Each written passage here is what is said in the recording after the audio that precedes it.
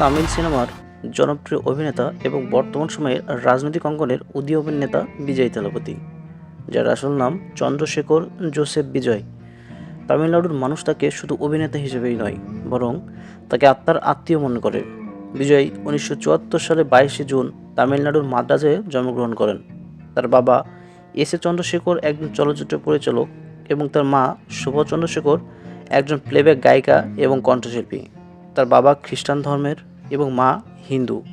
বিদ্যা নামে বিজয়ের একটি বোন ছিল, যে ছোটবেলায় মাত্র 2 বছর বয়সে মারা যায়।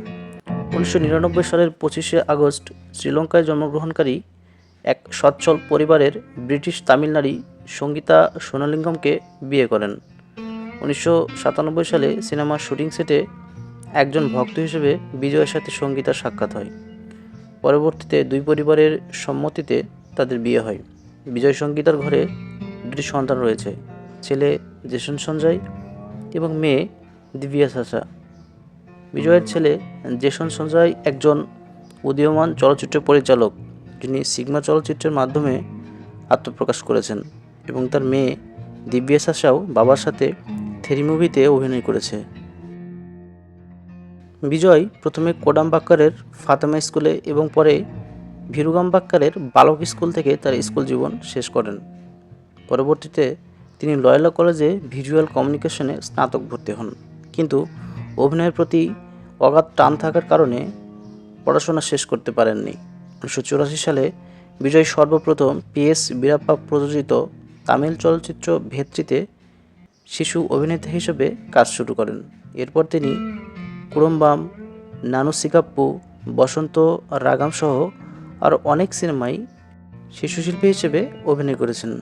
18 বছর বয়সে 1992 সালে প্রথমবারের মতো নানাইলা থিরাপ্পু চলচ্চিত্রের মাধ্যমে বিজয় নায়ক হিসেবে আত্মপ্রকাশ করেন, কিন্তু দুর্ভাগ্যবশত সিনেমাটি বক্স অফিস ব্যর্থ হয়। ওই সময় বিজয় তার অভিনয় এবং চেহারার জন্য ব্যাপকভাবে সমালোচনার শিকার হন।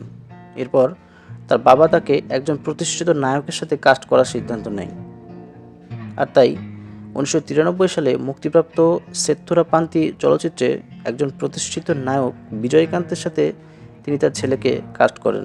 সিনেমাটি হিট হয়।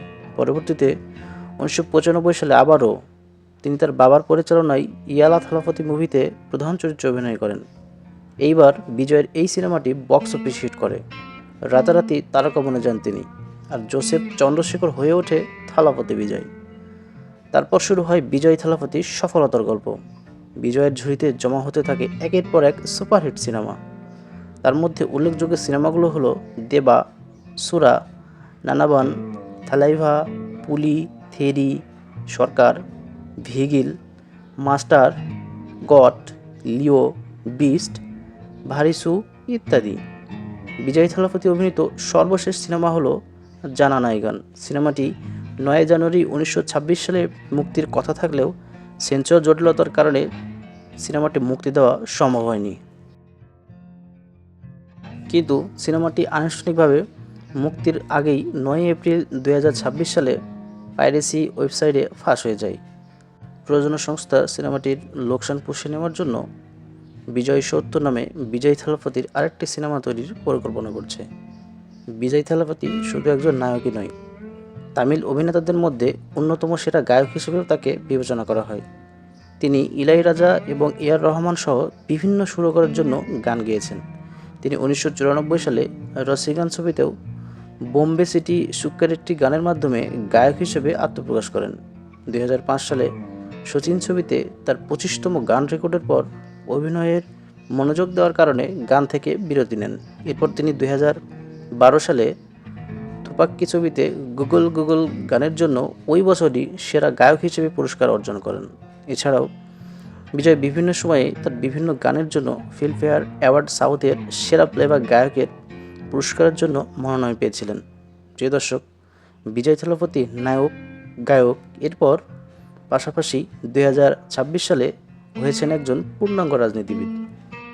2024 সালে 2 ফেব্রুয়ারি বিজয় টিভিকে নামক একটি রাজনৈতিক দল প্রতিষ্ঠা করেন। বিজয়ের নেতৃত্বাধীন টিভিকে দলটি 2026 সালে ভারতীয় বিধানসভায় নির্বাচনে অংশগ্রহণ করে। এটাই ছিল বিজয়ের প্রথমবারের নির্বাচনে অংশগ্রহণ আর প্রথমবারের বিজয়ের বাজিমাত। নির্বাচনে জয়লাভ করে 2026 সালের 10ই মে বিজয় তামিলনাড়ুর নবম মুখ্যমন্ত্রী হিসেবে শপথ গ্রহণ করেন। প্রিয় দর্শক, চলুন জেনে নিই বিজয়ের সম্পদের পরিমাণ। বিজয় তামিল সিনেমার সর্বোচ্চ পারিশ্রমিকপ্রাপ্ত অভিনেতাদের মধ্যে একজন। 2026 সালে মার্চ মাস পর্যন্ত তার সম্পদের পরিমাণ ছিল 6.25 বিলিয়নেরও বেশি। তিনি বিস্ট সিনেমার জন্য 1 বিলিয়ন পারিশ্রমিক পেয়েছিলেন। শুধু তাই নয়, ভারিসু সিনেমার জন্য 1.2 বিলিয়ন এবং the greatest of all time সিনেমার জন্য বিজয়কে দেওয়া হয় 2 মিলিয়ন পারিশ্রমিক।